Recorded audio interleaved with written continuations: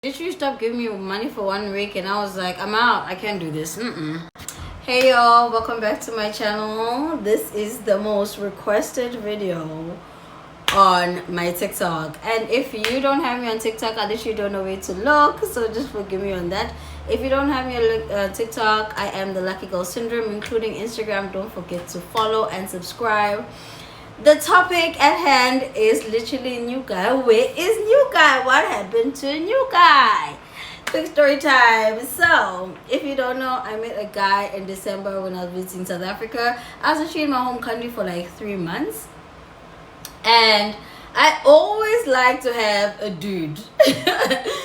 Dudes are useful creatures. So, he was the last guy that I spoke to when I was home.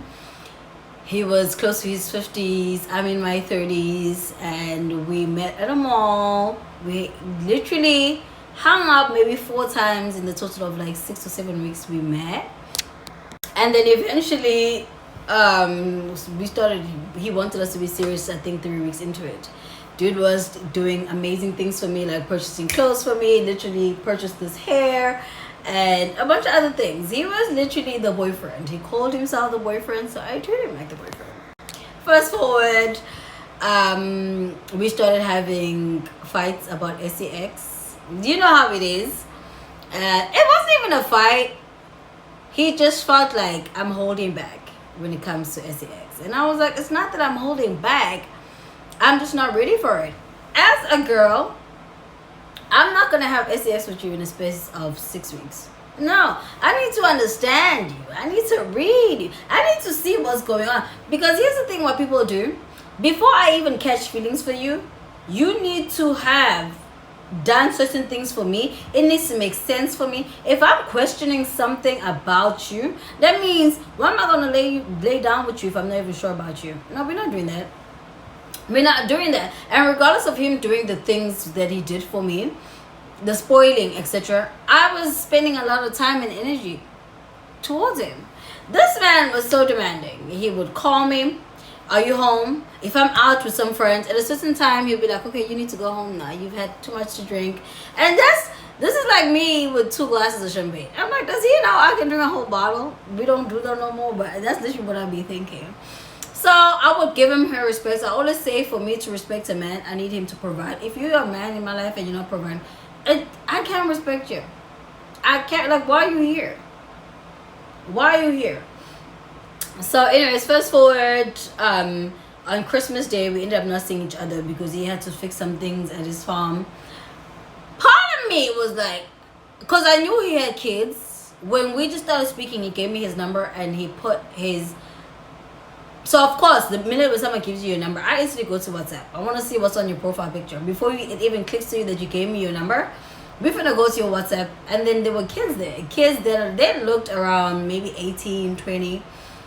And if you look at me, I look like I'm in my early 20s. Okay, let's just get that straight. So I'm like, okay, I'm gonna be having to deal with this. And then I asked him this one time we went out to dinner.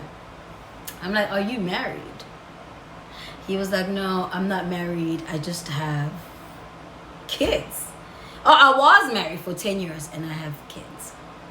So somewhere in between our conversation, oh, someone's texting me. Somewhere in between our conversation, of course, because we spoke every day, maybe 5 to 6 times a day. He was really feeling me. I know he was really obsessed with me.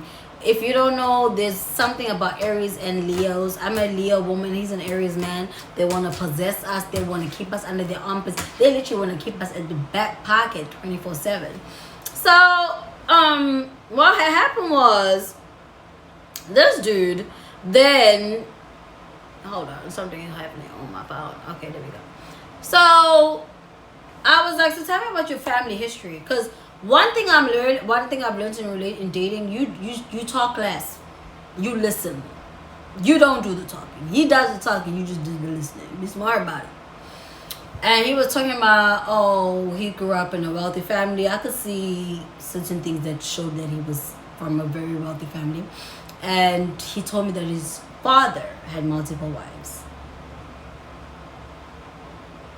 Red flag, red flag. But it's not a red flag. If you're African, you know this is a regular thing. But I always say, if people want to have multiple wives, they need to have the finances to back it up. His dad had farms, you know, they literally were into agriculture, etc. So fast forward to the last time we saw each other. He was in Durban about 3 weeks ago. He came to see me. We had dinner, drinks. We were together for like maybe 6-7 hours, and his hotel was really close to where we were. And he was like, okay, let's go hang out in my room. I'm like, okay, cool, I'm a big girl, let's go. And it wasn't our first time together in a room. And if you don't know, he was based in Durban. Now he went back to where he stays. I'm not gonna say where he stays now, because some things we gotta keep private. Okay. So we get it, we there, we kicking, cacaing, and of course we make out. He tries to, you know, I'm like, no, I'm not ready. Let's just pause this. Let's just give it some time. I'm not there yet. And he's like, okay, no problem. Just drink a bunch of water because we're having drinks, and then go home. Are you gonna come back here tomorrow? I'm like, yeah, I'm gonna be here first thing tomorrow. And then he calls me when I get home around 12. He's like, babe, can you please come back? I promise you nothing's gonna happen. I just want to cuddle. I feel lonely. I miss you. I wanted to spend the whole weekend with you. He was there for like 4 or 5 days. I was like, no, I'm not coming. I'm not driving this hour.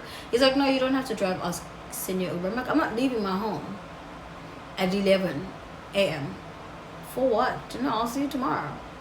And then we go into the sex conversation, and he felt like I am punishing him sexually. I was like, what? No. I'm like, no. You're not going to rush me into something I don't want to do. And if you want to rush so badly, go find someone cheaper. I'm not the one. And he was like, okay. So basically, we went back and forth. He was like, you know what? I apologize. I tried to break it up with him that day. I ended up not seeing him for the rest of the Durban trip.